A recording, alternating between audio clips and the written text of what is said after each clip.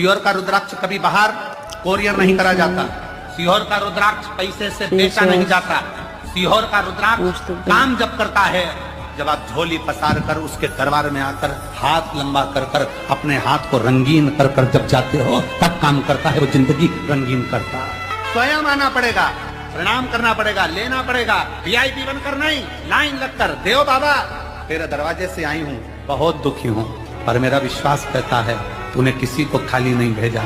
ये रुद्राक्ष अकेला मुट्ठी में बांध कर नहीं ले जा रही हूँ, अपनी तकदीर बांध कर लेकर जा रही हूँ वापिस आओ। उस रुद्राक्ष को पहचाने। भारत की भूमि पर रुद्राक्ष महोत्सव सीहोर, सिद्धपुर नगरी सीहोर का ये रुद्राक्ष महोत्सव, पूरी भारत की दृष्टि इस रुद्राक्ष महोत्सव में रहती है कि इस रुद्राक्ष के शिवलिंग में ऐसा होता क्या है कि वो रुद्राक्ष सिद्ध करने की जरूरत नहीं पड़ती।